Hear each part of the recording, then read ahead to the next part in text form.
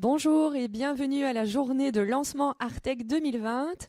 Alors Artec, c'est un programme de formation gratuite et orienté vers les nouvelles technologies, destiné prioritairement aux travailleurs ICC. Donc bienvenue aux travailleurs issus des industries culturelles et créatives. Alors merci pour votre participation. Je suis Vanessa Méné, votre assistante tout au long de cette journée. J'ai également l'honneur de vous présenter nos 3 speakers, nos 3 ambassadeurs du programme Artec, qui est sous le signe de la technologie, de la créativité, l'art et l'émotion. Alors je remercie également nos partenaires. Alors je vais les citer. Donc on a la Fédération Wallonie-Bruxelles, le pôle muséal de la ville de Mons, le Muséum Lab, la Fabrique de théâtre, l'Office du tourisme de Tournai et également l'e-campus de Froyenne, notre partenaire qui nous permet de proposer ce programme Artec également sur la région du Tournaisis. Alors j'en profite pour saluer notre deuxième speaker du jour, François Meuleman. François, bonjour. Bonjour. Bonjour et merci à nouveau pour ta collaboration. Tu animes déjà depuis 2019 nos workshops Artec orientés marketing. Et voilà, et je tiens à te remercier bien sûr. Et donc l'idée aujourd'hui est de teaser sur cette formation 2020 qui va donc parler marketing et outils de promotion numérique. Alors avant de rentrer dans le vif du sujet, je vais vous demander, chers participants, d'ouvrir le chat, l'outil de chat qui se trouve sur la plateforme de live streaming, afin de pouvoir notifier votre présence, s'il vous plaît. Il faut savoir que cette journée et ce programme est offert par Technocité, mais financé par le Fonds social européen. Et ce subside donc nous demande de justifier votre participation aujourd'hui. Donc je vous invite à simplement noter votre nom, prénom et présent ou présente, ça suffira. Un grand merci d'avance. Alors, je précise également que ce chat est en fait l'outil pour interagir ensemble. Donc, surtout, participants, n'hésitez pas à notifier vos commentaires ou vos questions. Et je me ferai un plaisir de pouvoir sélectionner ces commentaires et questions à la fin de la présentation de François Meuleman afin de lui poser oralement vos questions en direct. Alors, en attendant que les participants notifient leur présence, François, je viens vers toi pour pouvoir peut-être un petit peu résumer ton parcours professionnel, justifier un petit peu l'expertise aussi de ce marketing digital, ce marketing, e-marketing aussi comme on l'appelle. Voilà, je te laisse la parole, expliquer un petit peu ton parcours. Merci. Bonjour à tous. Donc, moi, c'est François Meuleman. Je travaille pour Technocité. Je suis en quelque sorte un mercenaire extérieur. Mon job, c'est d'aider les associations, les ASBL, les ONG, mais aussi les entreprises à s'adapter aux nouveaux réseaux. Donc aujourd'hui, ce qu'on va faire, c'est principalement les réseaux émergents. Alors, le fait de dire émergent, c'est déjà un abus de langage parce qu'on ne peut pas dire que ni Instagram ni TikTok soient émergents. Mais enfin, je veux dire, dans le monde du business, c'est quelque chose d'assez nouveau. Et c'est vrai que 2021, ce sera vraiment l'année TikTok, d'accord? Instagram, on est déjà dedans depuis 2-3 ans. Là, on a franchi, je mets des guillemets, grâce au Covid, l'ère TikTok. Et maintenant, je vais vous montrer comment faire. Et surtout, je vais vous donner rendez-vous, parce que là, je n'ai qu'une heure pour vous parler de ça. Je vais vous donner rendez-vous ce 5 octobre pour la journée, enfin plutôt l'atelier où on va mettre tout ça en pratique. Et pour ceux qui ont encore des disponibilités, il y a aussi un séminaire ce lundi. Alors normalement, la petite voix off vous donnera plus d'infos sur ces 2 formations. Et à ceux qui y seront, on se voit soit dans 3 jours, soit dans 1 semaine. À bientôt à tous. Vanessa, tu me dis le go quand je peux commencer. Tout à fait, François. Merci beaucoup. Donc voilà, promotion sur nos formations liées au marketing. Donc vous l'avez compris, on a déjà ce lundi la première formation sur Mons et le 5 octobre à Tournai à l'e-campus. Donc voilà, pour vous inscrire, je vous invite à aller sur le site internet de technocité.be et d'aller dans le menu Digistorm pour vous inscrire au workshop Artec. Voilà, François, c'est parti. Je pense qu'on peut rentrer dans le vif du sujet, de ce concept tant... avec tant de solutions, tant d'outils à connaître. Donc, je te laisse la main et je te retrouve à la fin de la présentation pour pouvoir poser quelques questions que nos participants auront envie de te donner. Merci. On s'était quitté en parlant du Big Data lors du précédent webinaire. Et cette fois-ci, on est plongé de l'autre côté du miroir d'accord?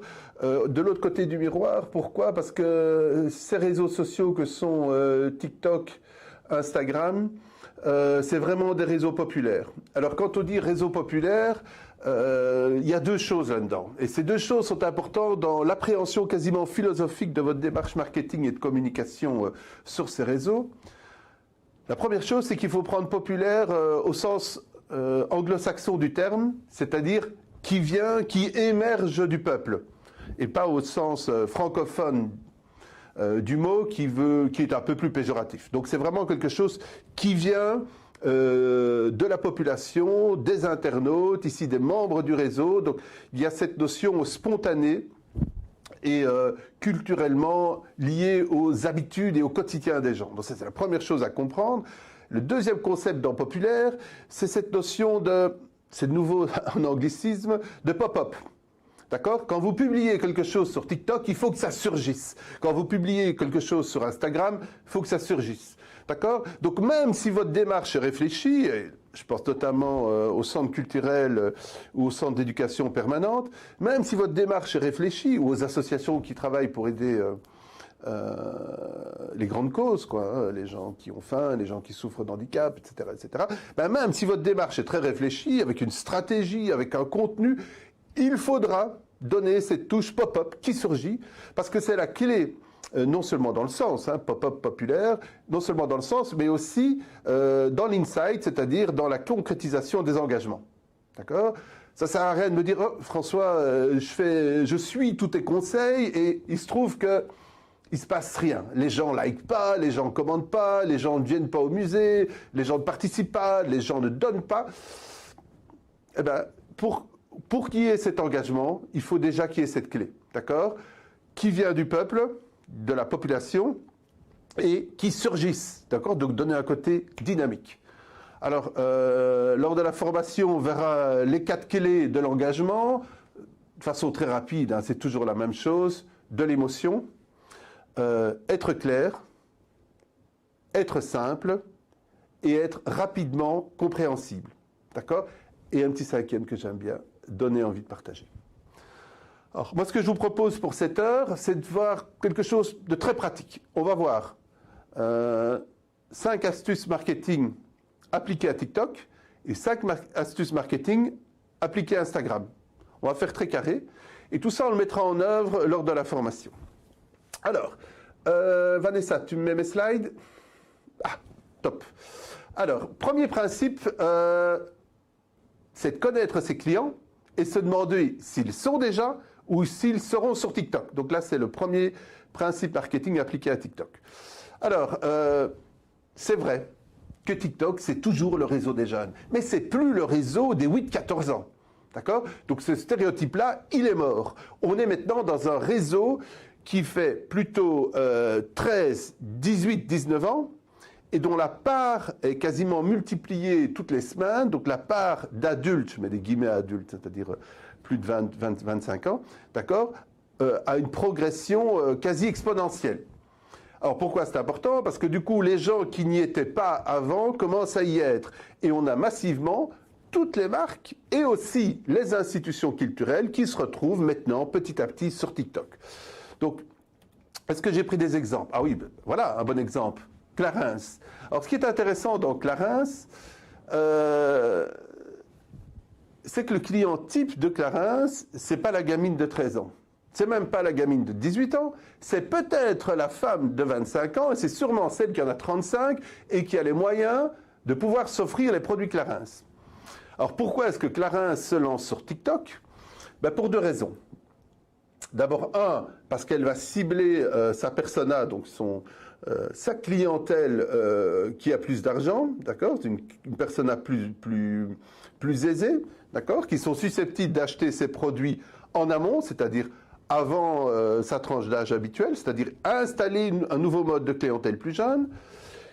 Et la deuxième raison, c'est de rajeunir l'image de la marque pour que la femme de 35 ans se dise si les gamines qui en ont 22 en portent, le fait d'emporter moi-même, ça rajeunit également ma démarche à mon visage, ça rajeunit mon identité, ça va donner un brand, excusez-moi, plus tonique. Alors, dans cet exemple, ce qui est intéressant, c'est que la marque ne va pas seulement être sur TikTok, elle va adopter les règles et le langage et les habitudes de TikTok. Alors ici, Clarence fait une morning routine. Alors, c'est quoi une morning routine? C'est l'équivalent du GRWM des anglo-saxons. Ce sont des jeunes filles ou des jeunes hommes qui se préparent le matin et qui expliquent les étapes de cette préparation. Morning routine, routine matinale. C'est très TikTok, c'est très Instagram, et on voit que le fait de se lancer là-dedans montre que la marque s'est adaptée au canal de communication et qu'elle est dans le TikTok mania. Ça va? Juste en dessous, je note ASMR, donc on verra lors de la formation comment utiliser notamment tous ces sons courts et répétitifs au sein des clips pour donner cette touche de modernité. Donc les ASMR, pour faire simple, c'est l'utilisation de sons répétitifs ou de voix basse pour présenter son produit.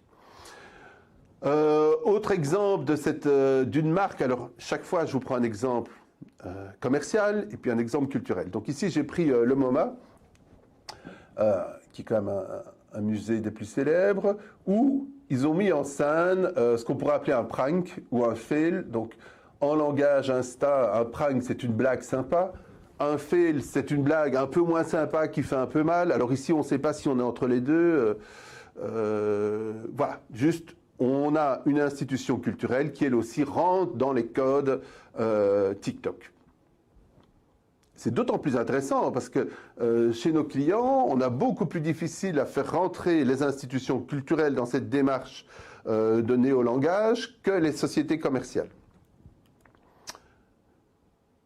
Deuxième principe, toujours sur TikTok, est-ce que TikTok me donne des relais, c'est-à-dire des leviers, pour sortir du lot? Donc sur TikTok, vous avez le feed, ce sont les publications qui se suivent, pour faire simple, et les marques, ce qui les intéresse, c'est d'être vues. D'accord? Donc contrairement au community manager d'un petit centre culturel ou d'un mouvement de jeunesse ou d'une petite ASBL qui s'occupe de personnes handicapées, la marque, elle n'a pas le temps pour s'installer, pour faire des efforts, pour réfléchir, pour contacter des relais, etc., etc. La marque, c'est simple, elle va mettre un budget, et il faut que ce budget ait un engagement, un convertissement qui permette de justifier le budget. Et bien, ces marques vont proposer des outils qui vont permettre d'être vues, tout simplement. Alors, j'en ai repris ici 5, mais il y en a d'autres. Sur TikTok, vous avez d'abord le Challenge Accept. Alors, le Challenge Accept, c'est tout simplement une marque. Ici, vous avez Jumanji, dont le challenge a été un carton total. Donc, la marque lance un challenge aux internautes. D'accord? C'est très TikTok. Enfin, TikTok, c'est le challenge, quoi. Et les internautes doivent reproduire soit une idée, soit une action, soit une couleur, soit une image, etc., etc. Il faut relever le challenge. Alors, cette idée de défi, ça vient du monde de la télé. C'est la baseline de How I Met Your Mother qui a été reprise et qui maintenant est quasiment dans l'ADN de TikTok ou de Reels pour Instagram. Le Brand Takeover, c'est une publicité payante, comme le Challenge Accepted. C'est une publicité qui vient se mettre en début quand les gens se connectent. Vous avez une publicité de 3 à 5 secondes pour votre marque. Là aussi, la publicité, elle a été adaptée, comme on l'a vu avec Clarence, elle s'est moulée dans les nouveaux codes. Le Top View, c'est la même chose, c'est aussi au début. Sauf que la durée est beaucoup plus longue. On n'est pas dans le 3-5 secondes, on est plutôt dans la minute. Alors ça dépend de votre positionnement et de votre produit. En termes de stratégie, est-ce qu'il vaut mieux être court ou plus long? Ça, c'est en interne. L'in-feed, c'est quand votre message apparaît dans le flux sur TikTok, et les effets sponsorisés, c'est ce qui est le plus connu. Ça a fort fonctionné, ça continue de fonctionner, mais un peu moins bien. Ce sont des effets qui sont produits par les marques et que les internautes les membres du réseau peuvent utiliser pour animer leurs photos. Alors là, j'ai repris un exemple dans le monde culturel, c'est le Getty Museum Challenge. Alors je vous invite à aller le voir, c'est vraiment très sympa. C'est Monsieur Tout le Monde qui doit reproduire des scènes célèbres. Alors, moi, je ne les connais pas tous. Je reconnais la crémière. Pour les autres, je vais faire semblant de les connaître. C'est les limites de ma culture. Mais c'est très sympa. Et surtout, si vous allez sur Insta en m'écoutant, vous allez voir le nombre de personnes qui y participent. C'est vraiment difficile de véhiculer autant d'engagement, d'accord, sur les réseaux. Et ici, ce qu'a fait le Getty Museum, enfin, vous allez voir, on parle de dizaines de milliers d'engagements. C'est assez impressionnant. On passe maintenant, le Getty Museum Challenge, il est sur TikTok et il est sur Insta. Donc je parle d'Instagram, mais il est sur TikTok. Et à l'origine, il est parti de TikTok. Troisième chose, c'est se différencier. On revient au principe du pop-up, d'accord? C'est surgir, faire les choses différemment, accrocher les gens, donner envie qu'on vous regarde, qu'on vous partage, enfin sortir du flux. Il faut savoir qu'un flux, que ce soit sur Insta, sur Facebook ou sur TikTok, c'est quelque chose d'extrêmement rapide. Donc le temps d'engagement est très court. Il faut vraiment que les gens captent sur une photo ou sur une amorce de texte l'envie d'aller plus loin. Ça va très vite. Alors qu'est-ce que j'ai pris comme exemple pour se différencier de ses concurrents? Ah oui, évidemment, le Washington Post, un journal très sérieux, ô combien sérieux aux États-Unis. Je vous invite à aller voir sur leur Insta, sur leur TikTok, excusez-moi du lapsus, sur leur TikTok. Ça part un peu dans tous les sens et c'est très sympa. Ça donne une autre version de l'actualité. Moins vieille ville américaine, journaux papier, crières en rue, logo en lettres quasiment gothiques. Ben voilà, ça rajeunit l'image du Washington Post et surtout, ça ne va pas. Ça opère leur transition vers le numérique, c'est-à-dire capter notamment les jeunes adultes, ceux qui ont plus de 18 ans, voire 20 ans, aller se connecter sur leur site internet pour suivre l'info. Il n'y a pas que le Washington Post, il y a plusieurs grands journaux qui ont déjà des éditions en format court, c'est-à-dire Reels ou TikTok, d'information, quoi. Donc on va générer un reportage en quelques minutes, en quelques secondes, en une dizaine de secondes, et ça va être le nouveau format. Pas oublier que les lecteurs qui auront 30 ans dans 10 ans en ont 20 aujourd'hui. D'accord? Donc ces lecteurs-là, on bascule dans une lecture d'abord qui est auditive et visuelle. On parle de lecture de clips. Ça, c'est la première chose. Deuxième chose, c'est une lecture beaucoup plus rapide, d'accord, qui est liée au mode de déplacement. Donc, les gens vont lire les infos sur le chemin de l'école, sur le chemin du boulot, parfois en montant l'escalier, en allant aux toilettes. Enfin, l'environnement de lecture a complètement changé et la 5G va accentuer ce modèle de lecture rapide, quoi. Évidemment, comme à chaque fois que je vous ai pris un petit exemple dans le non-marchand, et j'adore le zoo de San Diego, d'accord? C'est vraiment sympa ce qu'ils font sur TikTok. Ils ont décliné ça sur Insta aussi, sur Facebook aussi. C'est vraiment trop chouette. Et ce qui est bien dans l'approche du zoo de San Diego, c'est que on voit qu'il y a cette démarche, pas éthique, mais culturelle, quoi. Je veux dire, la base, c'est quand même d'apprendre sur TikTok. C'est leur slogan, Learn on TikTok. Donc, c'est vraiment leur slogan. Et on voit qu'ils arrivent à le décliner de façon presque jouette, sympa, accrocheuse, avec des gros plans, des positions très prime, enfin, très drôles. Et c'est ça qu'il faut, quoi. Alors, Quatrième principe, c'est les synergies entre canaux. Ça va? Donc l'idée, c'est de trouver... alors, on parle de déclinaison. Donc ceux qui font du storytelling adorent parler de déclinaison multicanal. Moi, je préfère parler de rencontres, d'accord? Et adapter chaque contenu à chaque réseau. Donc, ce qu'on va trouver sur TikTok chez Carrefour va renvoyer à ce qui se passe en ligne, va renvoyer à leurs affiches, va renvoyer à leur Facebook. Et plutôt que de décliner la même chose, on essaye, comme ça se fait chez Carrefour, d'avoir des synergies. D'accord? C'est-à-dire que l'un complète l'autre. Facebook va dialoguer avec Instagram. Bon, il y a plusieurs raisons. Moi, la raison la plus importante, c'est que les gens qui vous suivent sur Insta ou sur TikTok, s'ils retrouvent le même contenu qu'il y a déjà sur Facebook, ils ne vont plus vous suivre sur Facebook. Ça va? et que souvent on est dans des multicanaux pour les utilisateurs. Donc moi je préfère qu'il y ait des dialogues entre les réseaux plutôt qu'une déclinaison pure et dure. Ouais, celui-là, j'ai pas pu m'empêcher de le mettre. S'il y en a un que vous devez aller voir, ben c'est... Alors, c'est vrai que certains me disent, oui, mais enfin, c'est pas possible, c'est trop comique, il est pathétique. Moi, ça m'intéresse pas. D'accord? Ce qui m'intéresse, c'est que quand ça fonctionne. D'accord? Quand ça fonctionne.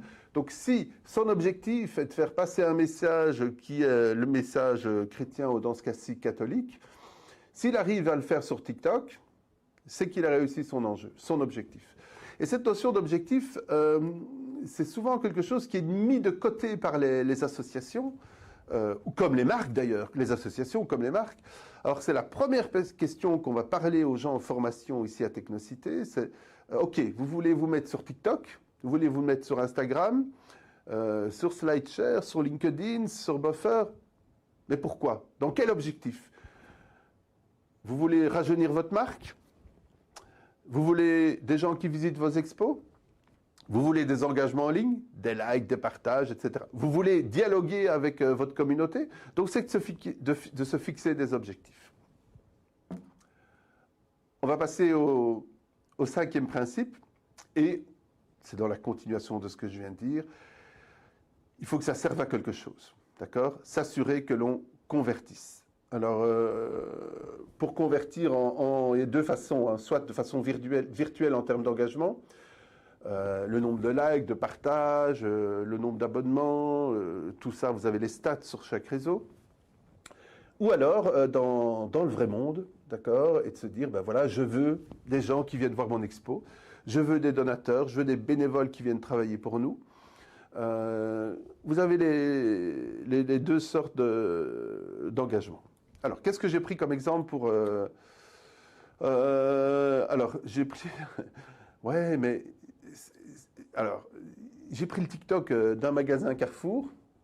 Alors, si c'est Deleuze, je m'en excuse, parce que sur la capture d'écran, je ne vois pas si c'est Deleuze ou Carrefour. Mais c'est le même principe, quoi. Donc, le vendeur explique ses pénuries. Là, il est en train, je crois, d'expliquer ce qui va bientôt rentrer. On est en train de faire du catching sur la réalité. Deuxième exemple, c'est la NBA, qui en termes d'engagement fonctionne très bien. Mais là aussi, vous voyez que les inserts textes, ils sont vraiment adaptés au concept TikTok. Et c'est intéressant parce que quand on voit que, je parle de l'Europe ici, certains goals pour les championnats d'Europe ou championnats de Belgique ou de France ne sont pas disponibles sur certaines chaînes TV, d'accord? Le fait d'avoir ces goals sur des chaînes TikTok, YouTube ou Instagram, d'accord, va générer de l'audience, quoi. Autre exemple, visite au stand. Bon, les faire chercher, c'est que les gens viennent au stand. Et là aussi, je vous invite à aller voir leur TikTok parce que c'est vraiment pétillant. C'est vraiment bien fait. Bon, le petit défaut, c'est que le site Visite au stand a deux noms. Je ne reviens plus sur le deuxième, mais vous verrez quand vous le chercherez. Ça, c'est un petit défaut qu'il ne faut pas faire. Vous choisissez le nom de votre compte ou de votre chaîne et puis vous n'en bougez plus. Surtout, vous n'en mettez pas deux, quoi. Ça va? Donc, on voit ici que c'est sympa. On promeut la ville tout à fait dans l'esprit TikTok, quoi.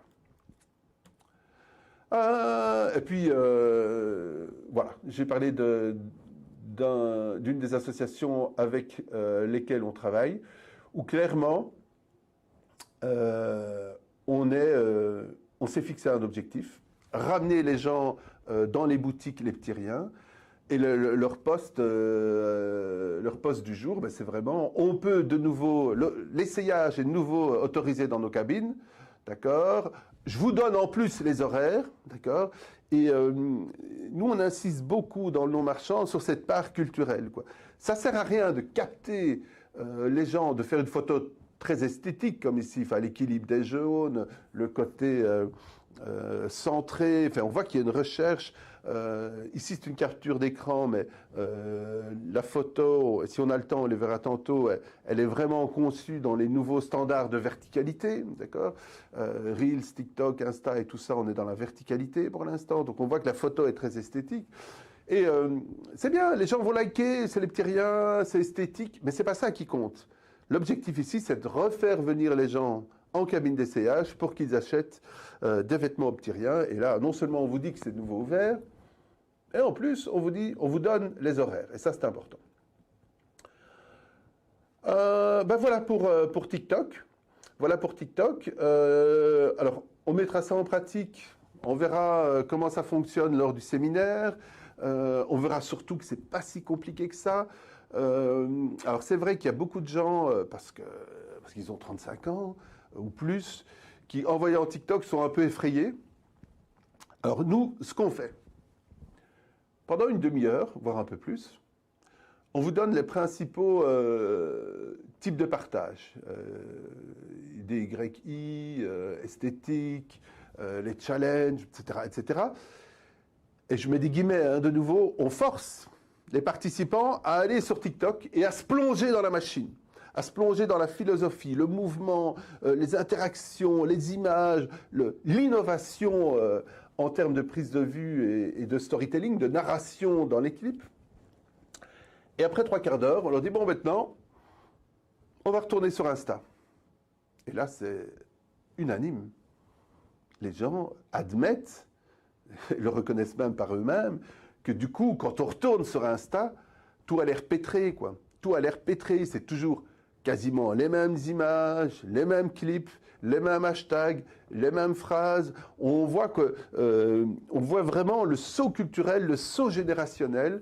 On devine que l'innovation et que le futur du web, c'est plus Instagram, c'est TikTok. Et ça l'est à ce point qu'Instagram a intégré dans son interface ce qu'on appelle les Reels. Alors d'abord, si vous n'avez pas Reels, si vous n'avez pas les Reels, quand vous allez sur votre compte Instagram, vous allez dans l'Apple Store ou l'équivalent sur Google et vous mettez à jour votre application. D'accord? Il suffit de la mettre, ça prend 2 secondes, boum, ça tourne en rond, boum, c'est fait. Et puis vous allez découvrir ce que c'est les Reels. Eh bien, les Reels, c'est une IGTV et limitée à 15 secondes. On est vraiment dans la logique TikTok, d'accord? Instagram suit le mouvement. C'est pas nouveau, d'accord? Donc Instagram et Facebook ont lancé il y a déjà 2 ans un concurrent à TikTok qui s'appelait Lasso et qui n'a pas fonctionné, d'accord? Il n'a pas fonctionné, donc il n'existe plus maintenant, il a été fermé. Et comme TikTok monte toujours en gamme, ils ont relancé, ils ont refait une tentative grâce aux Reels. On va passer à Instagram. Donc première image, on voit bien que Starbucks s'est aussi adapté au langage Instagram, quoi. Alors, première notion qui pour moi est essentielle, surtout dans le non-marchand, c'est la notion de brand. Alors c'est quoi le brand? Je vais faire très simple. On verra en formation que ça ne l'est pas autant que ça. Le brand, c'est un adjectif, un qualificatif qui à lui seul résume l'intersection entre vos clients et votre marque. De nouveau, je résume beaucoup. Coca-Cola, le brand, ce serait, bon, je ne suis pas dans leur papier stratégique, mais on peut postuler que ce serait famille. D'accord? C'est l'adjectif qui représente autant la canette de Coca-Cola que les clients qui l'achètent, d'accord? Les clients qui l'achètent retrouvent, comme quand ils vont chez McDo, quoi, avec un Coca-Cola, comme quand il y a Alors, une année sur 2, vous avez un train, une année sur 2, c'est un poids lourd avec le Père Noël qui brandit une bouteille de Coca-Cola. On voit qu'on est dans cet esprit enfantin. C'est un brand éminemment famille, quoi. À l'inverse, Pepsi, c'est plutôt branché, trendy, quoi. D'un côté, vous allez avoir un ours qui rigole avec 2 autres ours blancs en train de boire une bouteille de Coca-Cola. De l'autre côté, vous allez avoir une jeune danseuse quasiment en string devant une boîte de Pepsi. D'accord? Donc ça, c'est des brands. Et chaque marque va essayer d'identifier son brand et puis de décliner ça dans ses réseaux. Alors, pourquoi je dis que ce n'est pas aussi simple que ça? Parce qu'un brand, ça ne se choisit pas comme ça. Il y a des enjeux stratégiques, économiques et en termes de communication énormes là derrière. Et surtout, à l'heure actuelle, on parle de plusieurs brands selon les réseaux. Alors, vous avez des marques, parfois même des produits, qui vont garder leur marque, quel que soit le réseau, leur brand, quel que soit le réseau. Et vous avez des entreprises qui, en fonction des produits qui, en fonction du réseau, vont adopter leur brand. Vous allez sur le Pinterest du Louvre, ben, c'est pas du tout le même brand que sur leur site officiel, quoi. Ça va? On voit vraiment qu'on passe de l'un à l'autre. Pourquoi j'insiste pour le non marchand? Parce que dans le secteur économique, le secteur marchand, on a très vite compris que si on a un bon brand, on va avoir un indice de pénétration énorme parce qu'on va plaire, non seulement on se présente soi, mais en plus ce qu'on présente correspond à ce que recherche le client. Donc on sait que le brand, ça fonctionne. Dans le non marchand, parfois il faut un peu insister, et ce qui est paradoxal, c'est que toutes les valeurs, tous les brands mis sur pied par les grandes enseignes et les grandes marques du secteur marchand sont fausses. D'accord? Nike ne veut pas aider la jeunesse de Quem ou de Marché de Docherie. Hein, d'accord? Donc quand Nike vous dit « just do it », ben non, Nike veut juste vendre des chaussures. D'accord? Par contre, quand la Croix-Rouge dit « ben voilà, notre brand à nous, c'est l'écoute, le copartage et c'est ce côté engagé de l'humanitaire », ben là c'est vrai. Donc ce qu'on a envie de dire au secteur non marchand, mais vous, quand vous parlez de brand, vous parlez vrai. Donc faites-le, et en plus ça fonctionne en termes de communication. 2-3 exemples. D'abord, Daniel Wellington, en 4 ans, ils sont passés de 15 000 $ à 220 millions. Le brand chez eux, c'est vraiment l'élégance, le classique, et on voit que, vous voyez, dans leur picto noir et blanc, on voit qu'il y a une cohérence, non seulement dans le nom, qui à lui seul donne cette image, j'ai touché mon micro, ça fait peut-être un bruit désagréable, que le nom déjà donne un côté vieille Angleterre très smart, mais on voit que leur compte Insta suit et a décliné ce brand. Autre exemple, Dir Mousli. Alors là, j'aime bien cet exemple parce qu'il n'y a pas plus simple, comme nom. Ils vendent du mousli, ce mousli est sympa, il reflète un beau moment au petit déjeuner, eh bien il s'appelle Cher Mousli. Voilà, Dir Mousli, point à la ligne, le brand est clair, le nom va, enfin, il n'y a pas plus explicite comme nom, et en plus leur slogan est sympa, je crois que c'est, en français, ça donnerait... Amener votre petit déjeuner au next level enfin, en termes de jeu. Enfin, ils ciblent leur cible client un peu geek comme ça, c'est bien fait. Autre brand, Revolve. Alors Revolve, c'est une des grosses réussites d'Instagram, 1 milliard de chiffre d'affaires pour des ados qui n'y connaissaient rien. En termes d'habits, enfin, en termes de couture, en termes de dessin, de graphisme, et même de vente, de logistique de magasins, mais qui connaissaient tout d'Instagram et qui ont imposé leur marque. Et ce qui est sympa, c'est que, là je parle toujours de brand, hein, c'est que dans le nom même, Revolve, il y a le côté faire tourner la garde-robe. C'est un peu l'esprit Vinted en qui réussit mieux. Bon, pour ceux qui ne connaissent pas Vinted, c'est une application qui vous permet de revendre vos habits et d'en racheter et qui fonctionne bien. Donc Revolve, on va retrouver ça de nouveau dans le nom, mais aussi dans l'interface Instagram. J'ai repris un exemple dans le non marchand, le Louvre. Alors le Louvre, moi j'aime bien, alors, je ne crois pas que c'est un community manager, je crois qu'ils ont une équipe de community managers qui est très proactive, qui fait de la pertinence, qui fait du comique. Il y a eu comme ça récemment, je m'avance un peu, je ne sais pas si le Louvre a participé, mais il y a eu un challenge dans les musées où ils ont fait un concours du plus beau derrière de statues. D'accord? Donc on voit qu'il y a moyen de faire de l'impertinent. Du JOL, c'est-à-dire de ce qui fonctionne et de sortir du côté un peu poussiéreux musée, et en même temps de diffuser parfois de l'information. Deuxième principe, c'est s'adapter au format. Alors c'est une des choses que j'aime bien dans l'atelier du 5 octobre, c'est cette mise en pratique. En fait, quand on se lance sur Instagram et sur TikTok, ça va assez vite. Le principe, bon voilà, c'est comme Twitter, c'est fait pour monsieur tout le monde. Si les gamins à partir de 8 ans y sont, et que voilà, c'est qu'il ne faut pas être universitaire. C'est-à-dire, une fois qu'on a acquis la démarche intuitive et qu'on a les quelques codes pour comprendre le réseau, ça va assez vite. Par contre, l'esprit même, qui est la verticalité, là, ça nécessite un peu d'exercice et de méthode. Alors, pour ceux qui n'ont jamais été sur Reels ou sur TikTok ou sur Insta, les vidéos, en fait, et on a maintenant des feuilletons qui sont passés. Plutôt que d'avoir un 16/9 horizontal, on est passé en vertical. Alors, ça n'a l'air de rien, mais ça change tous les codes de production, de scénarisation, de partage aussi. Et il y a vraiment...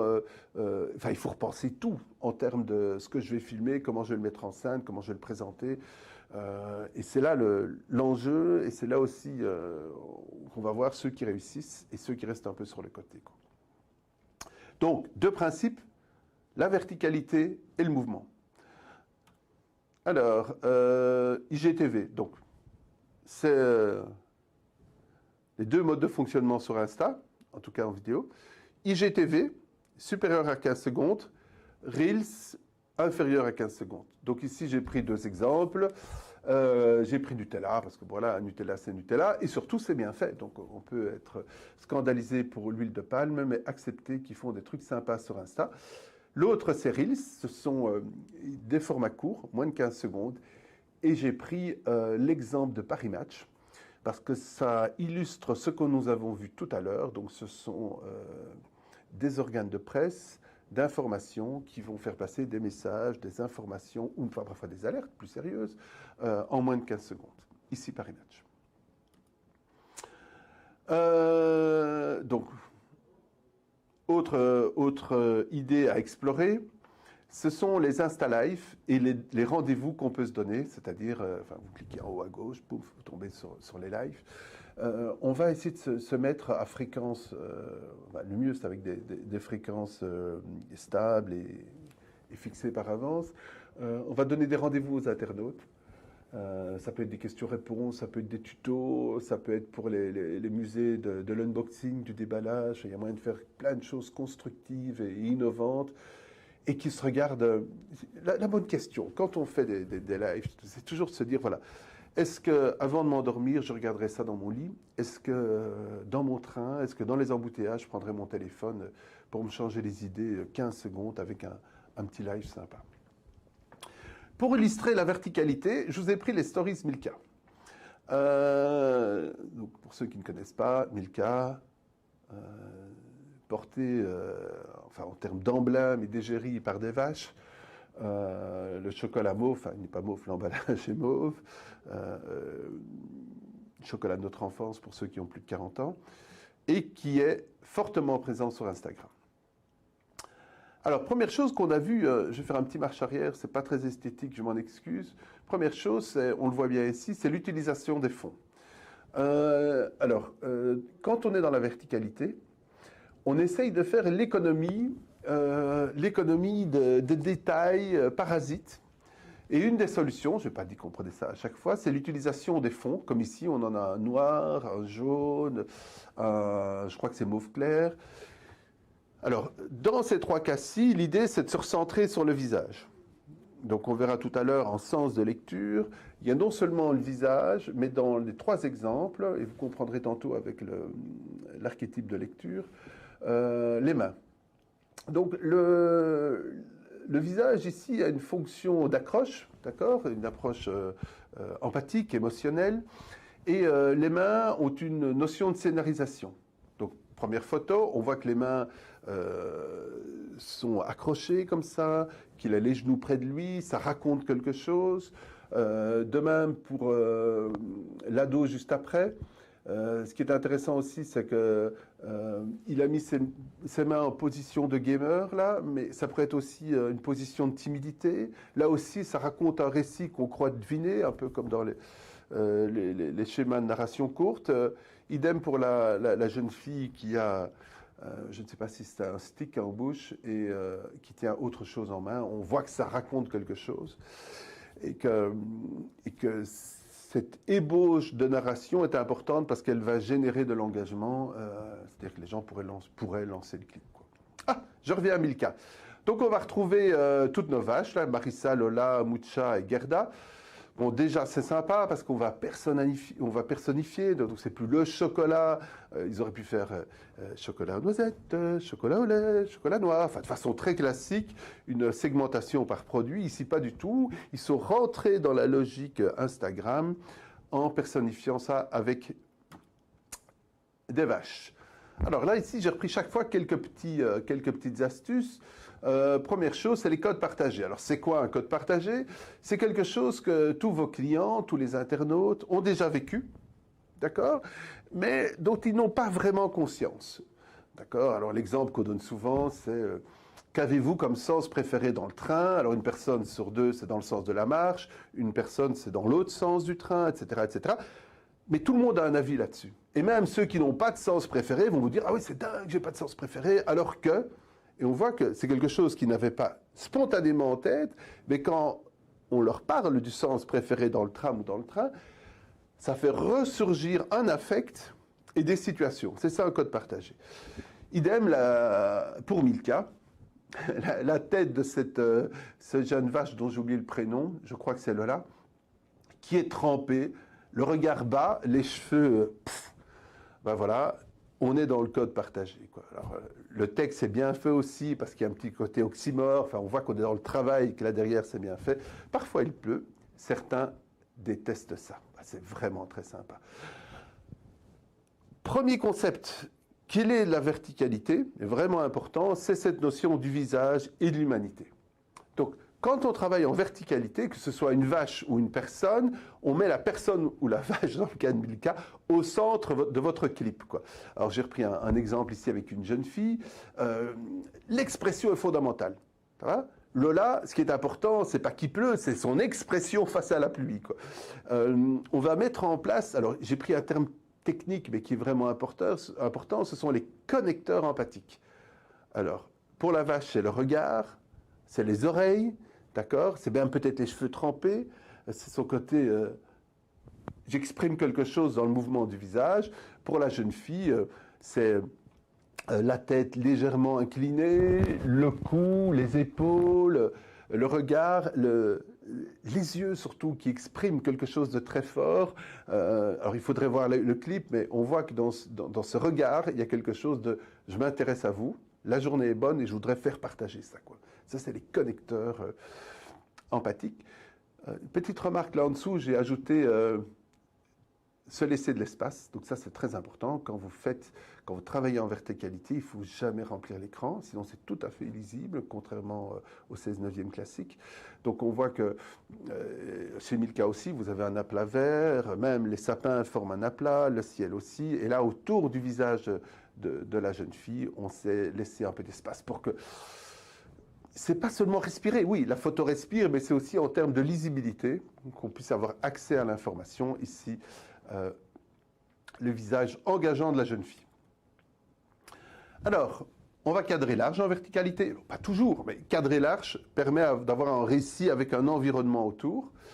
Donc c'est la suite, hein. Certaines n'aiment pas ça, mais du moment qu'elles sont ensemble, c'est vachement bien fait, c'est tout mignon. Ce que j'appelle... alors, première chose, vous cadrez large, mais vous ne coupez pas les jambes. Vous faites ce que vous voulez, mais vous ne coupez pas les jambes. On verra lors du séminaire les différents plans utilisés en termes de verticalité. C'est vrai que quand on fait notamment des panoramiques, et que quand on bouge avec la caméra, on peut avoir des jambes coupées, mais on verra que, en tout cas dans les plans larges, on va essayer d'avoir des visions globales pour redonner cet aspect de recul à la narration, quoi. Un effet de tangente. Alors, j'ai pas cherché d'exemple négatif. Un effet de tangente, c'est quand vous filmez quelque chose, ou même en photo, quand vous avez en photo votre cadre et que vous avez un objet important du champ qui va toucher quasiment en tangente le bord du cadre, quoi. Ça, c'est vraiment pas esthétique. Alors, laissez les deux points suivants, c'est la même logique, c'est le mouvement.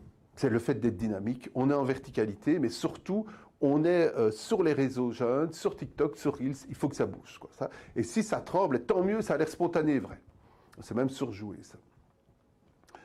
Donc, dans la story, ça continue. Bon, pour une pause chocolat au travail, alors là, c'est quand même vachement bien fait parce que c'était tout mignon, les vaches, c'est même limite attendrissant. Et puis en plus, ils ne vont pas vous vendre quelque chose, ils vont vous offrir quelque chose. Donc on est vraiment dans cette coopération entre canaux. Ici, on est dans, on veut convertir, on veut amener les gens en magasin avec leurs bons pour aller avoir un Milka gratuit, quoi. Bon, ça n'apparaît peut-être pas bien, mais je donnerai à Vanessa le lien vers les slides pour ceux qui le désirent. Sur ce type de story, vous avez un voir plus. Donc quand vous cliquez dessus, vous allez directement être redirigé vers la page du bloc. Mais ici, c'est un site internet qui présente le jeu Milka et comment faire pour avoir une barre chocolatée gratuite. Alors, c'est ce que je vous racontais tantôt.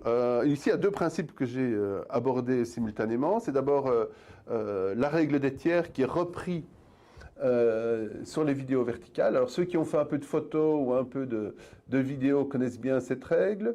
Vous divisez l'écran en 9 rectangles, chaque fois au tiers de la longueur ou au tiers de la largeur, et les éléments importants se situent au point d'intersection des droites, quoi. Alors, le sens des lectures, c'est un Z. Alors ici, c'est un Z un peu compliqué, mais il faut savoir que d'une part, le plus important, attends, je suis en inversé, le plus important est là, hop, je lis, je redescends, je relis. Quand on prend l'exemple de droite, donc je crois que c'est un chirurgien qui va placer un nouveau visage, on a cette lecture, hein, on part de l'appareil photo en haut, on va vers le regard du jeune assistant, vers le médecin, vers, alors je ne sais pas si c'est un téléphone ou une télécommande, vers le visage. Enfin, on a vraiment ce côté langage en Z qui est très efficace et qui permet dans ce cas-ci, uniquement grâce à cette réflexion sur le sens de lecture, d'avoir une image plus chargée. Ça va? Donc, l'image est lisible pour deux raisons. Un, parce qu'ils ont utilisé le schéma en Z qui permet une lecture facile. Et deuxièmement, parce que la partie inférieure n'a qu'un élément important, c'est le visage déposé sur un aplat. Et l'aplat ici beige, c'est ce qui s'apparente à un coussin stérile. Alors, une règle que j'aime beaucoup dans la verticalité, c'est les matrioshkas. Donc, c'est des espèces de carrés qui vont aller jusqu'au plus petit. Et la spirale, toutes les deux sont basées sur le nombre d'or, 1,618. C'est très très élégant, et en photo, et en vidéo. Alors, la remarque classique, c'est, bon, enfin François, quand on est avec son téléphone et qu'on prend une photo d'un événement culturel, comment veux-tu qu'on pense à Fibonacci et qu'on essaye d'imaginer une spirale mais ça, vous faites quand vous resizez après, quoi. Ça va? Ça ne doit pas être parfait non plus, mais en termes d'équilibre de la photo, ça fonctionne vraiment, vraiment, vraiment bien, quoi. Et quand on fait quelques exercices, on fera ça lors de l'atelier, on voit qu'on arrive à avoir des choses beaucoup plus équilibrées. Ce qui est intéressant dans la photo de gauche, avec le système de rapport en ligne, c'est qu'on voit qu'on va se centrer sur la personne qui est assise le long de la vitrine. Donc on va aller à l'essentiel. Grâce à ce rapport 1,618, on va aller se centrer sur un détail, alors que la photo est effectivement chargée. Et à droite, ce qui est intéressant, c'est non plus de se centrer sur le visage, mais sur le mouvement qu'on veut traduire dans la photo ou dans la vidéo, celui de la danseuse. Vous remarquerez aussi qu'en termes d'espace et les techniques de fond ici, qu'on s'est centré sur le modèle et qu'on a mis le fond en retrait avec un effet de fumée. Autre concept important qu'on verra, ce sont les lignes de force. Donc en fait, en verticalité, il faut penser vertical. Et comme vous n'êtes pas toujours en train de prendre une photo de la Tour Eiffel, d'accord, vous prenez des photos d'événements du quotidien, ou ça peut être un vernissage, une expo, il va falloir vous-même chercher ces lignes de force. Alors j'ai pris un exemple que j'ai trouvé en ligne, que j'aime bien, parce que c'est des exemples du quotidien. On a une rangée de chaises, on a une table de travail dans un café. Alors, en technique, on verra qu'il faut... c'est vraiment idéal, et dans les deux cas, c'est vrai, hein, quand la ligne de force finit presque au centre de la photo. Donc, il y a différentes techniques. Vous pouvez surélever légèrement votre téléphone ou votre appareil photo. L'idée, c'est que ça ne se finisse pas, non pas vers la ligne supérieure, parce que là, on a une impression de déséquilibre vers l'arrière qui est très, très désagréable, mais que la ligne de force finisse vers le centre en fait, c'est un peu plus haut que le centre de la photo. Esthétique selfie, donc ça c'est quelque chose non seulement important, mais surtout qui bloque souvent, c'est d'expliquer aux gens que si vous avez compris que l'humain est au centre de la verticalité, eh bien on est dans cette esthétique selfie, quoi. On est dans cette esthétique selfie, donc attention parce que je dis selfie, les photos de l'Office du tourisme de Bruges, il y a des lignes de force avec le corner, avec le mur, la règle du 1,618 est respectée sur celle de gauche, il y a des notions d'aplat, très très bien fait en fait. Vous avez ce qu'on appelle des amorces, j'en parlerai par après. Donc voilà, on peut parler selfie sans penser à Kim Kardashian. Ceci dit, les selfies de Kim Kardashian sont très étudiés et faits par des professionnels. Autre technique de la verticalité, c'est de bouger quoi, et de dévoiler le champ, le hors-champ. C'est-à-dire, pour faire simple, je n'ai que ça pour vous parler, alors qu'il se passe plein de choses, eh ben, je vais bouger et je vais vous montrer ce qui se passe un peu partout. Donc j'ai pris ici l'exemple de quelqu'un qui est en patin roulette, ce qu'on appelait dans les années 80 des roller skates, et qui ont leur équivalent à notre époque, où grâce à une prise dynamique, on va pouvoir passer en suivant le personnage principal, qui, par son mouvement, va nous faire découvrir tout le hors-champ et va donner toutes ces spatialités horizontales qu'on n'a normalement pas dans la verticalité. Troisième chose, c'est les panneaux pour les scènes plus complexes, où voilà, on va avoir quelque chose d'horizontal qui va permettre de prendre ici un groupe, quoi. On passe au troisième principe. Troisième principe qui est à la base de l'esprit un peu presque utopique du web, qui est celle du dialogue. Donc le principe des réseaux sociaux, c'est je me mets à nu devant vous et on va parler de mes produits. Alors ça ne se passe pas vraiment comme ça, évidemment. On a des machines marketing, des machines stratégiques, des machines en termes de concepteurs esthétiques, photographes. Donc on ne se met pas à nu, mais l'idée quand même, c'est d'instaurer ce dialogue. Et en termes d'engagement, c'est non seulement important, mais il y a un précepte qui est de dire, la première personne qui s'engage, c'est la marque. Donc, pour faire simple, quand vous êtes community manager d'une ASBL, votre journée commence par aller liker chez les autres, partager chez les autres, commenter chez les autres. Donc l'engagement, ça commence par soi-même. Et on va essayer de construire des relations non seulement avec les internautes, les gens qui viendront visiter ou voir votre concert, visiter votre expo ou voir votre concert, ou donner de l'argent pour vos activités, d'accord? Mais on va aussi installer ce dialogue ouvert, d'accord, sur l'univers client, d'accord? Donc pas seulement ce que moi je fais, mais ce qui intéresse tous mes clients. Alors, j'ai pris deux exemples célèbres de grosses réussites sur Instagram. UL, alors j'aime bien ça parce que ça ne se fait pas encore en fait dans le non-marchand. Et on va y arriver. Alors je sais que vous allez avoir pas des hauts le cœur, mais un peu de gêne par rapport à ça. C'est d'utiliser des influenceurs. Moi, je serais ravi que Norman ou des gens comme ça aient des accords avec la Croix-Rouge, quoi. Des espaces accords, des accords avec la Croix-Rouge, les petits riens ou des grosses ONG, des grosses associations. Et comme le fait UL, donc UL c'est une marque qui paye les influenceurs pour vanter leurs produits, eh ben, qu'on ait la même chose dans le non-marchand. Alors moi, j'ai aucun problème. Pour moi, payer un influenceur pour qu'il parle de ce que je fais en termes de culture, ou payer des affiches qui parlent de ce que je fais en termes de culture, pour moi, c'est de l'argent qu'on donne à la communication. Ça va? Alors c'est vrai que dans l'esprit, quoi? On va payer des influenceurs, des gamines et des gamins pour vanter nos produits culturels, notre musée, nos aides aux plus démunis. Je sais qu'il y a des blocages. Mais quand vous payez des affiches, ce n'est que de l'argent donné à la communication.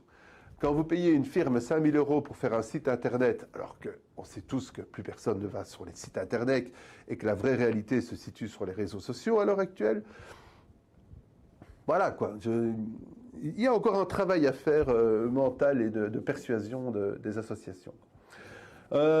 Idem pour les identifications, donc les gens, pousser les gens, enfin une vraie démarche proactive, pousser les gens à identifier votre association, votre musée, votre centre culturel sur leurs photos.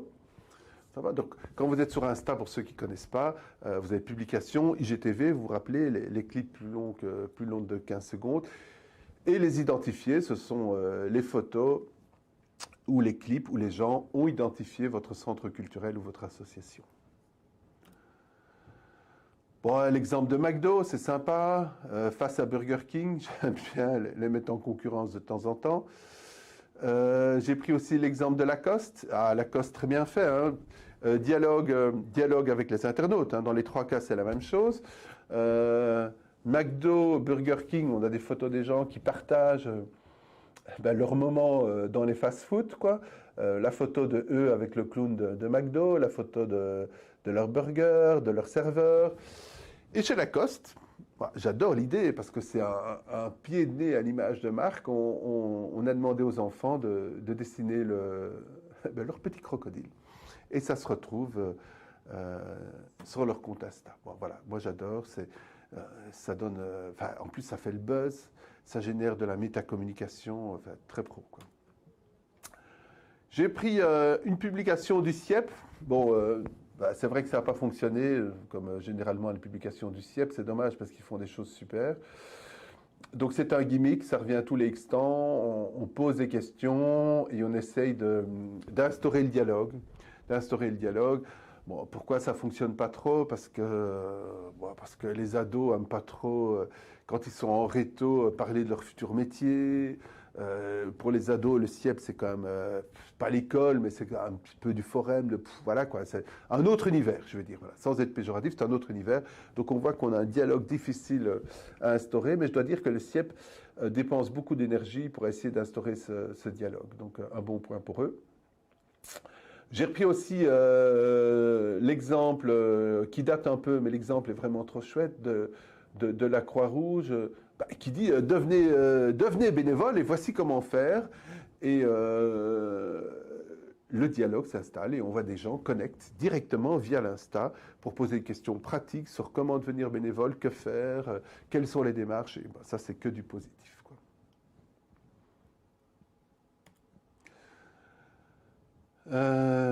Idem pour c'est de nouveau la Croix-Rouge, mais ça date d'hier et je trouvais ça très bien fait parce qu'on voit qu'on a tous les codes actuels, texte surligné. Alors ça n'a l'air de rien, mais ça date vraiment de ce mois-ci. On a été très longtemps dans les textes alignés à gauche sur les photos. On a été très longtemps en texte aligné à gauche ou à droite sur les photos. Et là, on passe en centré, donc on voit que leur community a bien capté ça. Texte surligné, donc je disais, image simple, rappel couleur, tout ça est très bien fait. Et on voit que le dialogue s'installe, quoi. On a je ne sais pas quel est son prénom, elle a l'air de s'appeler Gilère, qui dit « Acceptez-vous de nouveaux dons ?» Enfin, 100% gagnant. Quatrième concept que les gens des sociétés commerciales connaissent bien, c'est vendre au client ce qu'il veut ou ce qu'il va vouloir. Donc en gros, c'est imaginer non pas ce que le client demande, mais ce qu'on va lui expliquer qu'il aimait, quoi. Donc on est en train de créer le désir pour le client pour pouvoir lui vendre, c'est-à-dire proposer le bon produit au client alors qu'il ne l'attendait pas et qu'il va se dire wow, top, top, top, top. Ce concept, ça fait un peu manipulation, mais vous savez, quand un chômeur arrive au forum et qui veut devenir pilote de ligne, et puis qu'on lui dit avec votre diplôme et votre goût, je vous vois bien comme menuisier, et que le demandeur d'emploi se dit « Waouh, menuisier, j'ai jamais pensé, c'est trop top », et c'est la même démarche. D'accord? C'est pas de la manipulation. On a juste adapté notre discours où, en fonction d'un savoir-faire, on va pouvoir cibler les vrais besoins du client. Ceci dit, pour les marques, les grandes marques, on est clairement dans la manipulation aussi, mais ça, ce c'est un débat plus large. Voilà, j'ai pris des exemples. D'abord un exemple que je n'aime pas parce que c'est un des gros scandales actuels. Il n'y a pas que TikTok, c'est ce qu'on appelle le placement de produits et les ventes de produits comme alors ici c'est pour se blanchir les dents, on a pour les points noirs, enfin on a quantité de produits comme ça pour maigrir, qui ciblent les ados et ce qu'on appelle plus largement les personnes fragiles. Où un produit sur deux n'a aucun résultat, est vendu par des influenceurs ou des youtubeurs célèbres qui l'ont même pas utilisé. Ben voilà, on est dans un cas limite, mais qui fonctionne. Malheureusement, l'exemple est bon, mais il est catastrophique. Il est bon parce qu'il fonctionne. On propose aux ados ce qu'ils veulent, en fait, tout simplement. Quoi. Je veux dire, je dis pour les ados, mais même pour les adultes, on a tous rêvé d'avoir un sourire impeccable, des dents qui ont tous quasiment la même longueur, le même écartement, qui brillent, et une haleine parfaite, je veux dire, sans parler des 10 kilos de moins. Enfin voilà, donc juste en ligne, en termes de placement de produits et d'influenceurs, pour l'instant, ça part un peu en vrille.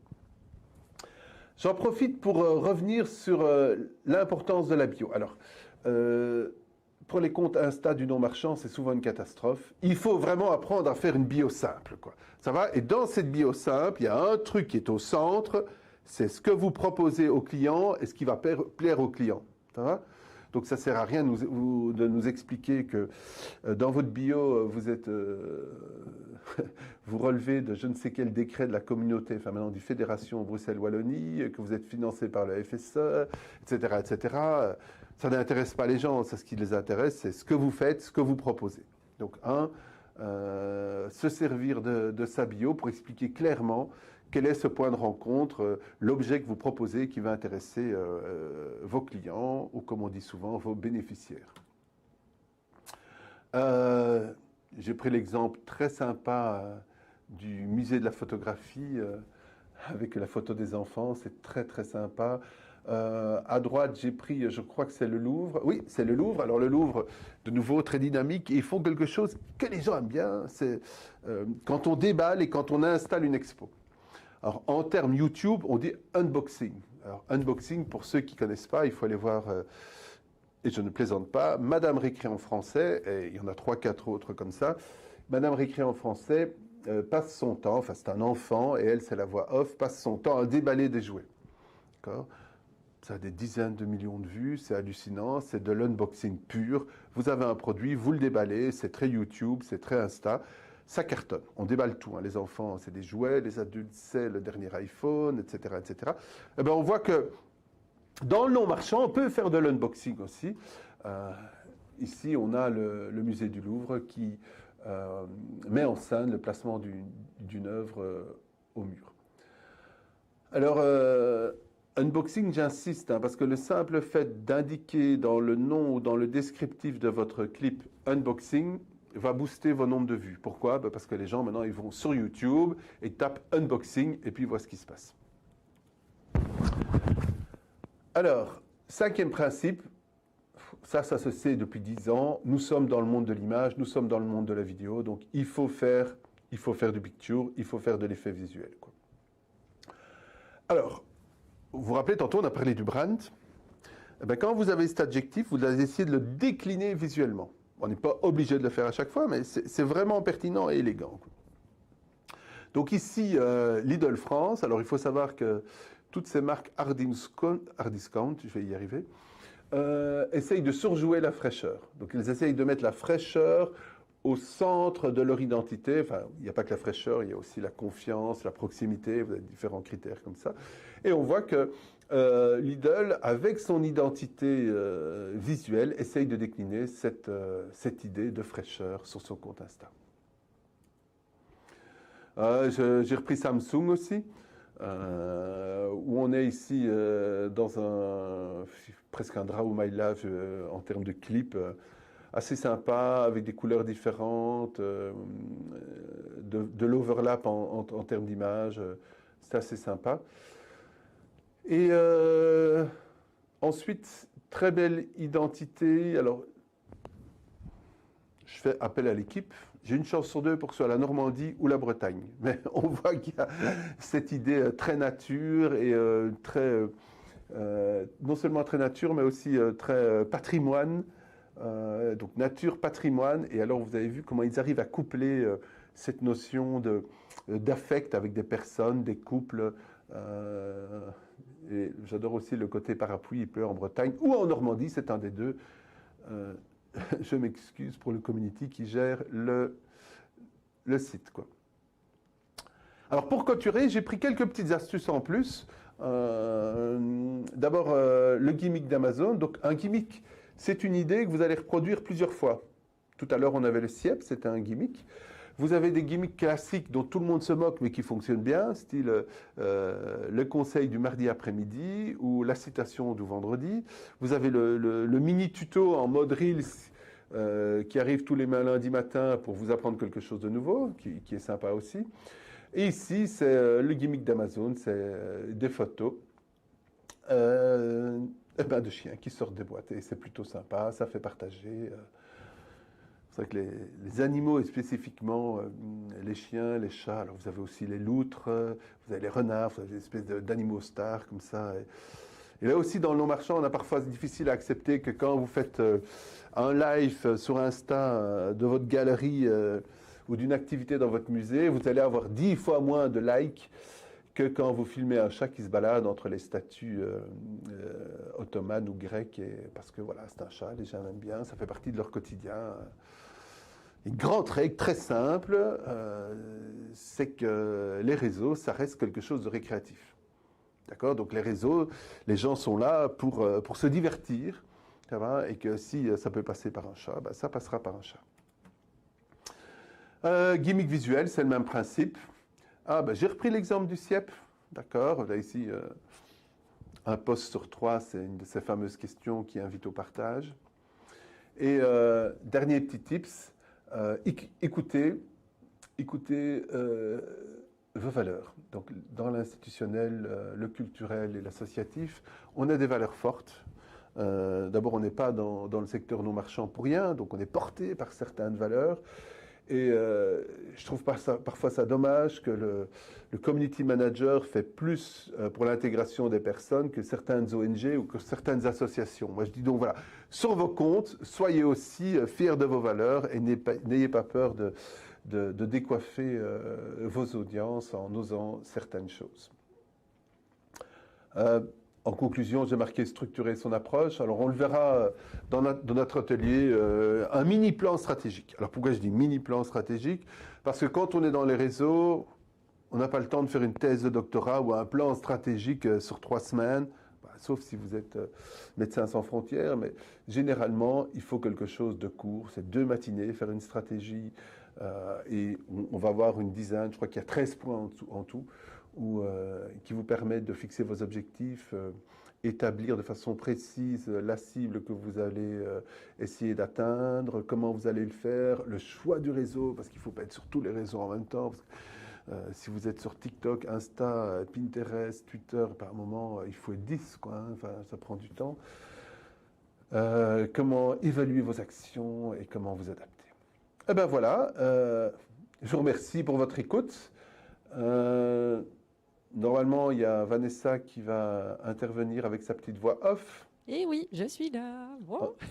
On t'entend, Vanessa? Moi, je ne t'entends pas. Ah, tu ne m'entends pas. En tout cas, je t'entends bien. Parfait. François, un grand merci pour ta présentation et le teasing de notre formation Accès Marketing. Alors, j'ai quand même une petite question à te poser de nos participants.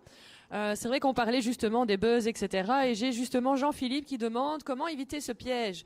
Le piège, pardon, du truc le plus con qui reçoit le plus de likes. C'est vrai que, voilà, souvent, comme tu dis, c'est le chat qui fait le buzz plus qu'une info sérieuse. Mais voilà, c'est la vie, j'imagine, aussi virtuelle. Ça fait partie des pratiques des social médias, j'imagine. Ce n'est pas le plus sérieux qui remporte le plus de succès. Hein. On est bien d'accord, François? Il faut mixer. Donc, en fait, il faut se servir des chats pour faire passer quelque chose d'autre. Donc, je reprenais l'exemple, on a eu ça, je crois que c'était à Marimont, mais je ne suis plus sûr, où il y avait un chat qui se baladait. Hein, mais si dans votre texte, dans ce qu'on appelle le seed, l'accroche, vous arrivez à parler, donc le chat se balade entre les statues, ça paraît, moi j'aime pas le terme con, mais divertissant, quoi, ça paraît divertissant. Si en même temps vous arrivez à expliquer quels sont les statuts, quels sont les horaires, vous pouvez venir, que les classes sont admises, etc., etc., et que en plus vous êtes, parce que dans les musées, non, on commence à faire des choses, quoi. Donc si les chats peuvent se balader, on peut imaginer des activités pour les enfants, d'autres moyens de visiter les musées, quoi. Je sais qu'il y a des visites de nuit qui sont avec des lampes de poche. Donc on voit que on peut faire arriver de nouvelles personnes à la culture en changeant l'optique, et je préfère divertissant. Parfait. Mais Alors, un tout grand merci. juste pour finir là-dessus, bien sûr. évidemment, il faut se fixer un cadre éthique, quoi, hein. Je dis se fixer un cadre éthique, c'est-à-dire, on ne va pas mettre non plus, et je m'excuse par avance, on ne va pas mettre non plus une fille topless sur votre Instagram pour vendre une exposition sur Galien ou sur je ne sais quel poète ou créateur de l'Antiquité. Enfin, je veux dire, il y a quand même un cadre éthique à avoir, mais tant qu'on est dans le divertissement et dans le sympa, il y a moyen de coupler les deux. Coupler les deux. Et ce qui n'est pas normal, c'est que quand vous êtes que dans une démarche de divertissement, vous perdez votre identité, ou que vous n'êtes que dans une démarche sérieuse. En termes de marketing non marchand, c'est l'école américaine contre l'école française. L'école américaine, elle dit, quoi qu'on fasse, il faut qu'on perce et qu'on ait de l'engagement. D'accord? Ça, c'est l'école américaine. L'école française, c'est le contraire. L'école française, elle dit, quoi qu'on fasse, réfléchissons à ce qu'on fait et comment on le fait. Ayons cette dimension, non pas communicationnelle, mais informationnelle. Évidemment, l'idéal, c'est d'avoir une conjonction entre les deux, c'est-à-dire atteindre des gens grâce aux astuces de l'école américaine, en termes de buzz, d'engagement, et en même temps d'apporter un contenu informationnel pour ne pas être que dans le marketing, dans les effets graphiques ou de clips, quoi. Mais c'est vrai que si votre clip sur Reels est trop statique et fait reportage des années 70 à la RTBF, on a tous connu ça à l'école, enfin 70, c'est peut-être années 80, vous voyez, là, reportage sur l'ascenseur de Thieu, là, avec la voix off et les paysages un peu tristounets, bah, ça ne fonctionnera pas, quoi.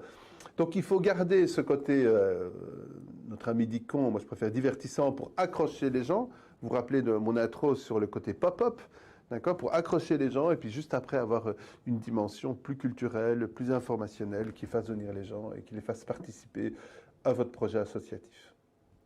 Merci François. Donc voilà, pour résumer, on est sur un mix parfait, un équilibre à trouver, voilà, entre vos informations sérieuses et les infos un peu plus divertissantes, qui vous donnent aussi ce côté plus humain, plus familier aussi. Et on a peut-être justement plus envie aussi de vous suivre que si vous ne donnez que des formations sérieuses et commerciales.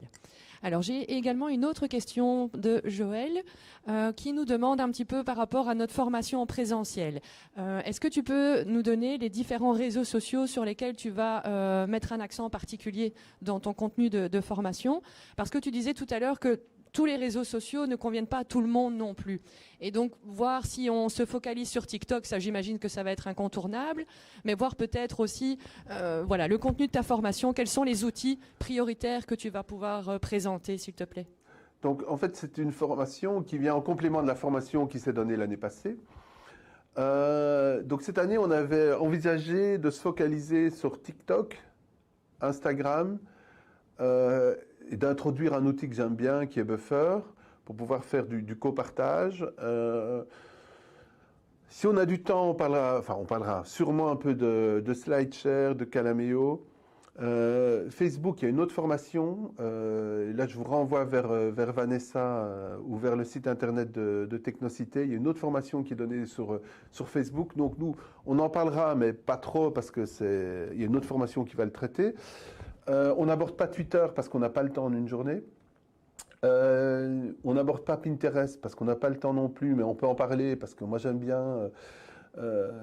C'est ce qu'on appelle les réseaux asynchrones. Un réseau asynchrone, c'est comme Pinterest.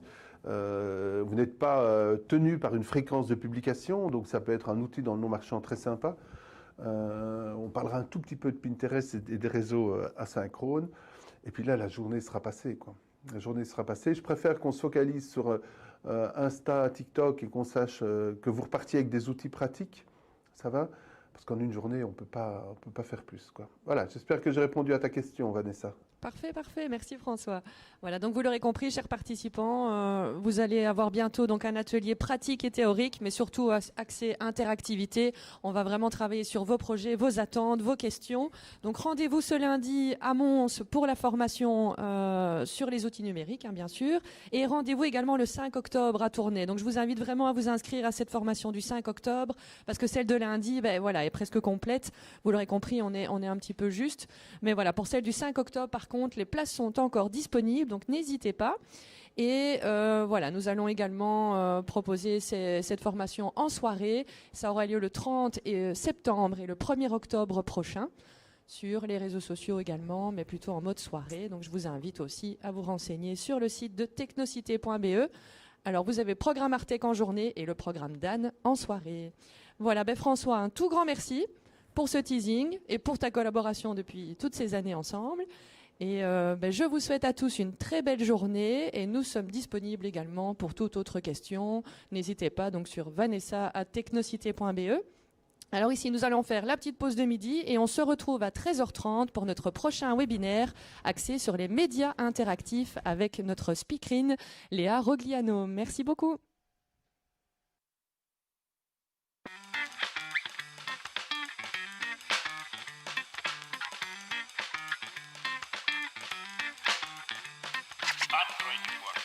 Откройте, не бойтесь свежего воздуха. Прошу вас расстегнуть воротничок и ослабить пояс. Ноги соедините, руки опустите. Ноги соедините, руки опустите. Ноги соедините, руки опустите. Прошу вас приготовиться, начали.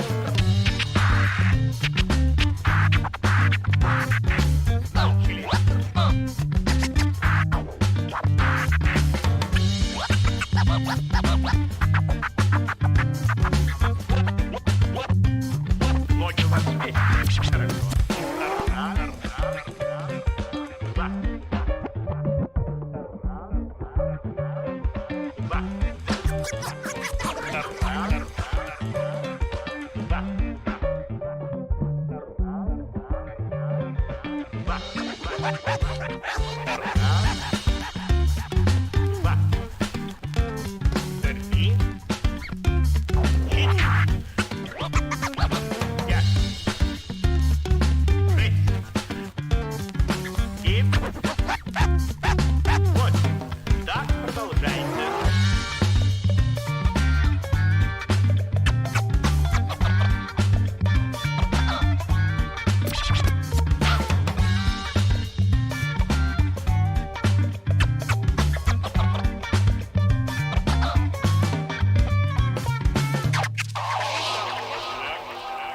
Ну как, стали клуб разрешать?